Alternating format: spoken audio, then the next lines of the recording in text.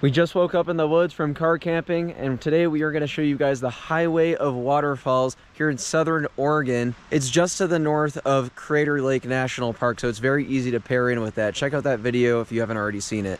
The Highway of Waterfalls stretches more than 79 miles across the Umpqua National Forest and is home to a dozen unique waterfalls. The first 15 miles or so is why this scenic route has become famous, as there's 4 distinct falls that come in near rapid succession. That's going to be the focus of this video, along with a nearby hot spring that's one of my favorites in America. Now, a lot of you might not know this about me, but I've spent more time exploring Oregon than all of the other US states excluding my home base of California, and much of that was before this channel's existence. So this would be my 3rd time visiting the Highway of Waterfalls, though only the 1st time for Travel Dash, as I've always planned it alongside Crater Lake National Park just a few dozen miles away. And actually, the Umpqua has always been one of my favorite national forests in the state since the lush woods and waterfalls are just so Oregon. Now we're going to go ahead and get started with the first 2 waterfalls, and these are by far the smallest but still very beautiful. Clearwater Falls is a 30-footer that slides over a series of rocks and old timber logs for 100 feet or so. While its shape isn't very defined, I still think it's pretty awesome for what it is, especially due to all the moss up in its business.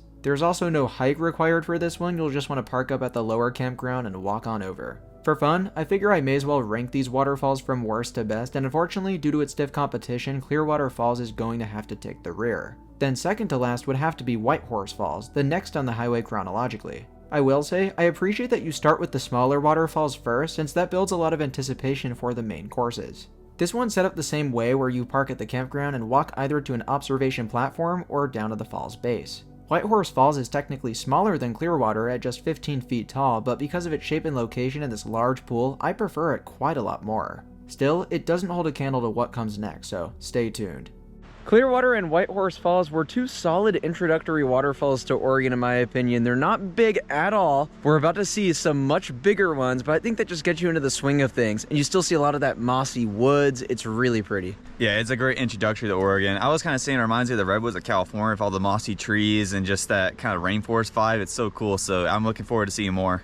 From there, we'd move on to Watson Falls, the first spot in this video that's going to require a bit of a hike. From the parking lot, you're going to want to cross this street and embark on a trail that's a mile round trip with 433 feet of elevation gain. Due to its steepness, it certainly isn't the easiest hike in the world, but it's well worth it for the journey and the payoff. I actually love trekking through the forest here. Like I said, there's just something so special about the Umpqua, or perhaps it's southern Oregon in general. Few places you'll visit could be greener. With all the ferns and the mosses, it's simply out of a fairy tale. Then Watson Falls is an absolute behemoth, plummeting 272 feet off a vertical cliff.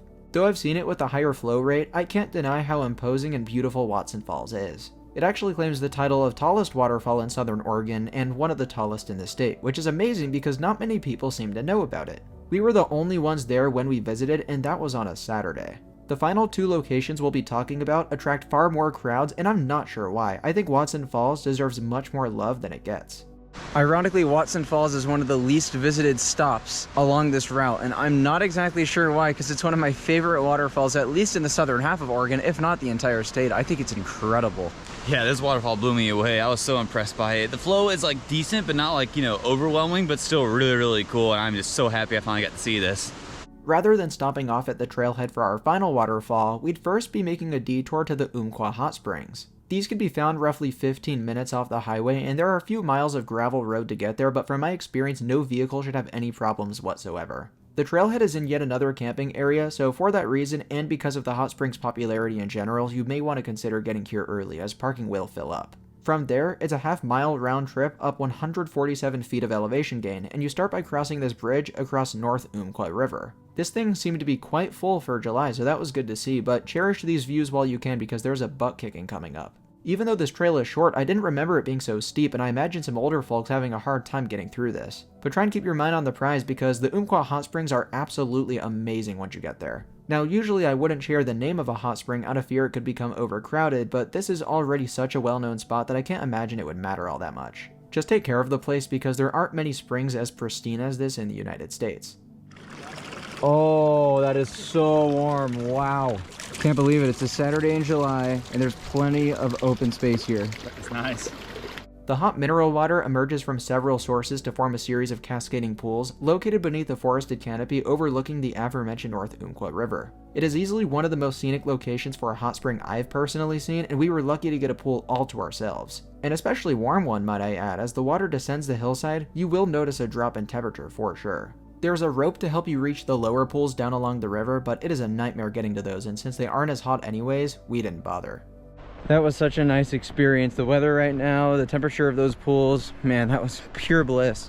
Lastly, we've got to talk about Toketee Falls, probably the reason some of you clicked on this video in the first place. This is one of the most famous waterfalls in Oregon, accessed by a mile round-trip hike with 127 feet of elevation gain. To me, this one feels mostly flat, there just so happens to be a stairway every now and then. One thing I've always found curious about this one is the fact that there's this massive water pipe at the trailhead parking lot with geysers of water coming out of it. Apparently, it powers 3 generator turbines, producing energy for more than 20,000 homes, but it is a bizarre sight and I'm sure it won't be there forever. You'll be walking along the same river as before for the length of this trail, though you're elevated pretty high above it, so chances are you'll only see it a handful of times. You'll know you're getting close once the trees start to open up a bit and a seemingly never-ending series of steps begin to form. This leads to an observation platform overlooking Toketee Falls, a majestic 113-foot beauty that flows over 2 tiers, with the main one being the focal point of the view.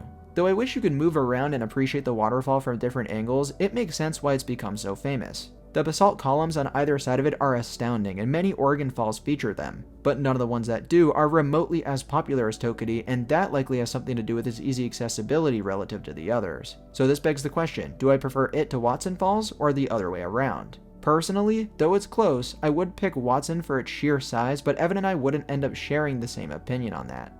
Toketee Falls is so cool. It's one of the most quintessentially Oregonian waterfalls I've seen with the basalt columns, and it seems to have a pretty consistent flow now. I've actually been to this and Watson Falls on 3 separate occasions now. And Watson, that one can be a little bit different depending on the season, but I feel like Toketee, as well as some of the smaller ones, are always consistent, which is great. And overall, yeah, Highway of Waterfalls, always a good idea if you're in Southern Oregon, and pair it in with a half day at Crater Lake National Park nearby, and you're set. Yeah, Toketee and Watson both are really cool. I probably prefer Toketee just slightly, but both are awesome waterfalls. Yeah, it's just so stereotypical Oregon. I love this place. It's so cool. Yeah, definitely glad to check it off my list. Thank you all so much for watching. I'll see you in the next one from Newberry Volcanic National Monument here in Oregon. Peace out, guys.